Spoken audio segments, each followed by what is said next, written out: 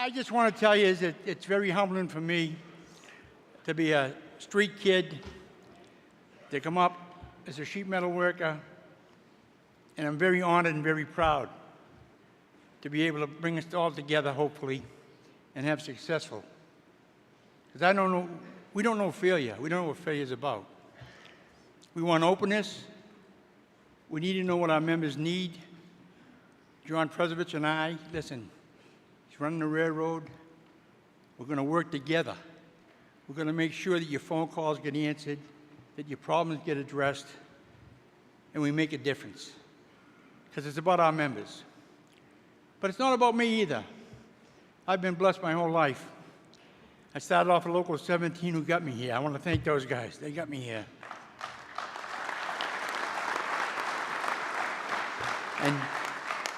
And you can tell by the way they fight like hell, I told them the wrong things. I always told them to speak up what you believe in. You have a right to your own opinion. Now I'm rethinking that. In all honesty, I respect my guys when they speak up. They represent their members, and they have a right to do that, and I'm proud they still do it. And they don't let the fact that this guy got a GP in front of his name mean anything. They put their pants on the same as I do, and I thank you guys. Thank you guys. You know, you get an awful lot of credit for being general president. Everybody tells you what a wonderful job you're doing. I will tell you this, bar none. I've been around 15 years. I've been involved in the union 45 years. There has never, ever been a more outspoken, honest, and hard-working executive board than I got. The most important thing today was getting them reelected because they're the future. They do what's right for their memberships. They fight hard. So I want to thank everybody in this executive board for being who you are, for having the guts to speak up and to protect our members' rights, for not only me as the general president, but any next guy coming down the road. I want to thank you. So I thank you all, and I want to thank your wives, because their wives can't be too happy with Joe Nigro and Joe Sellers. This executive board has extra duty all the time, and you guys from the locals, man, do I steal your time.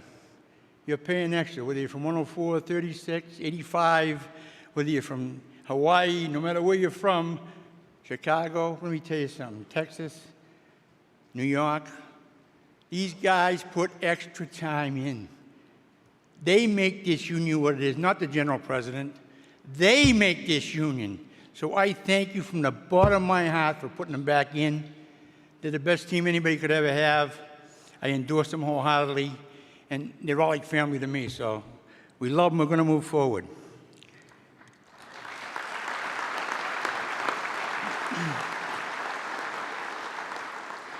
You know, having a great partner, having a general secretary treasurer that's got your back, having a general secretary treasurer who makes you proud every day. In fact, my wife often comments, as I told you, that I'm making Sellers like a mini-me. Well, he's too smart to fall for that trick. I know he's a great leader. I am so damn proud of him. And you told me what a great leader he was. You told me you appreciated what he does. And that's important to me. Because I may not be the smartest guy in the world, but I think I can pick pretty good people. So I want to thank Joe Sellers for being where he is. I want to thank him for working hard every day, and weekends and nights, and doing all the travel that old guys can't do. And I want to thank his wife, Beth. She gives up a lot of time, a lot of his time. I want to thank her. Then I want to go into 3 assistants I have. You see this whole thing? Rich McLeese, Mark Norberg, and Tony Ione. Everybody's saying, oh, no, you mentioned that name. Let me tell you something. I rely on these guys for every day. Mark did one heck of a job putting this whole thing together with Joe. It's been a good convention so far. We've addressed some issues. We have a lot more issues to address. But you can't do it without a good team. You call them team, I call them family. We fight like hell, we argue. But you know what? We get it done. And it ain't always my way or the highway, like some of the guys from 17 think. You know, Rich McLeish, I don't know if I could have survived the last 3.5 years without him and Joe sitting at that table. I don't think my brothers from the TD could have survived 3.5 years without Joe Sellers being there and doing the right thing and guiding me, controlling me. And once in a while losing his temper. I'm kind of proud of when he does that. It shows I'm not the only dumb one in the crowd. Joe's been so good at what he does. But Rich McLeish, he's the one that runs around here like the ever-ready bunny. He's the one that don't get sleep at night, leaves his wife behind. Poor woman can't go to dinner. So Rich McLeish, I often say to people, he should be the general president. He's a hell of a lot smarter than I am, but he keeps me focused. He gets things done, and we ought to be proud we have him. We're very, very lucky to have him, and very, very lucky.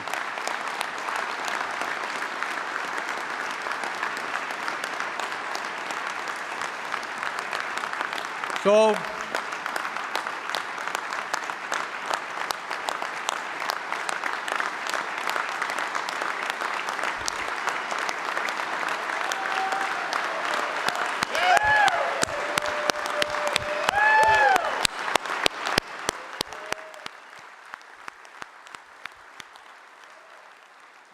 and let us not forget that woman he leaves behind that has to put up with him in a computer. You know, most women think that anything comes between their husbands is going to be a beautiful blonde woman or a redhead or something. With Rich, it's a computer. And it's usually more than one computer. I thank every day of my life. I don't think I would have lived this long if it wasn't for what him and Mark do. They're important. And I want to thank Mark Norberg for everything he did, and also his wife Linda, who sacrificed the time not being with her husband. That's a big deal, guys. So Mark, I want to thank you.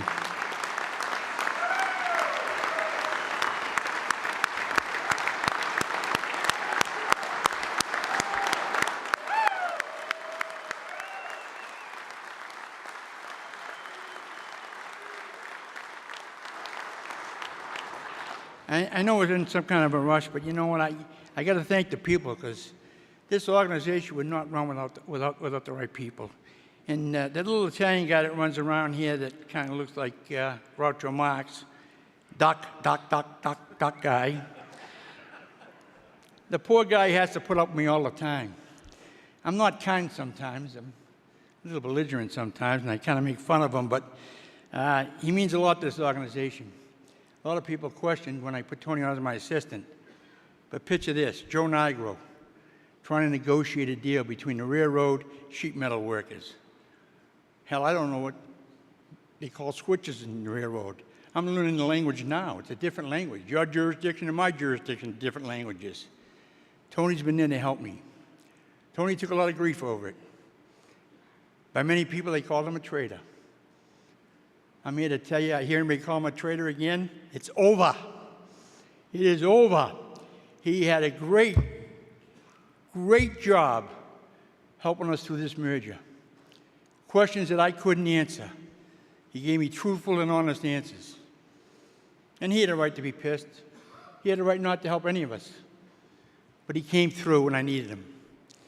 So, Tony, I want to thank you on behalf of all our members for standing up, for working hard to make this merger happen, for putting a lot of personal things behind you, like a real man does, and help us get this merger done. So, Tony, I want to thank you publicly.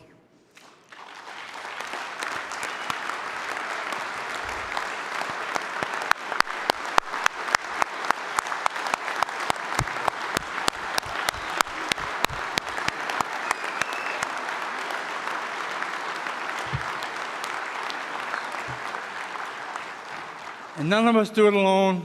I want to thank Tony's wife, Chris, for being there and understanding that all the hours that we work, that left her alone in rooms, that made him not take her out to dinner and save money for himself. Chris, I want to thank you for all you did for us, too. And welcome to the family, because you are part of our family.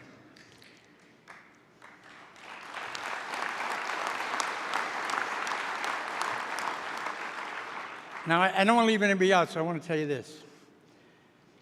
I want you to look around and see all these guys working, these delegates, also members of staff, whether it's jurisdiction department or organizing department.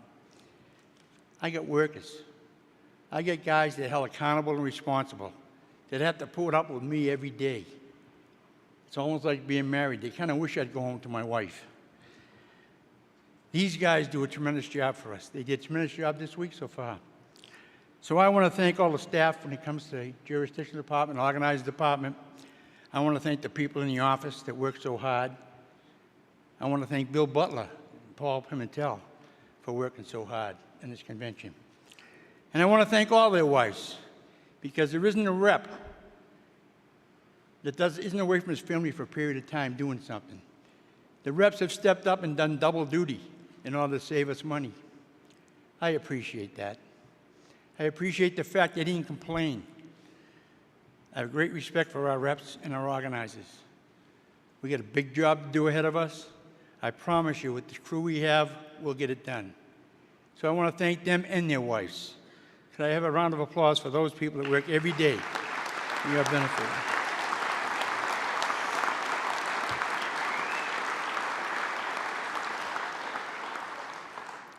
You know, someone got up here, Randy Beal, I think, said, we don't appreciate our wives enough. I want to thank your wives. I want to thank your wives for allowing you to spend the time representing members, making tough decisions, not going home to dinner, missing your children's recitals. Hell, you give up a lot as agents, managers, general chairman.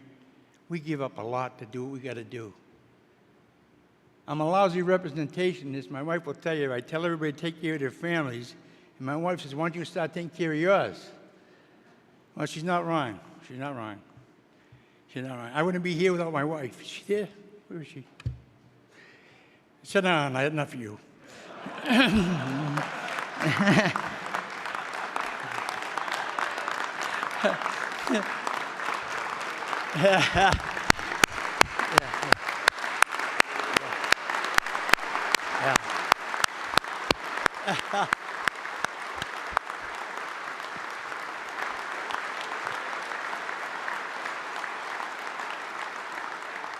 She's put up with me for 44 years. She told me 2 good ones.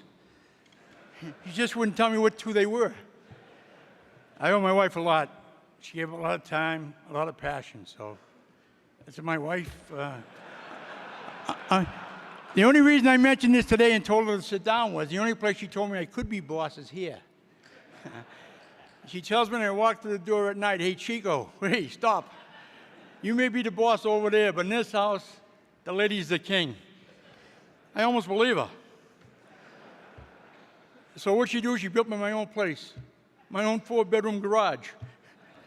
I don't know why I need it, but honey, I thank you. I thank you for always being there with us, and I thank my family. But I especially thank all of you. I thank you for your votes. I thank you for your trust. Now we got to make it happen.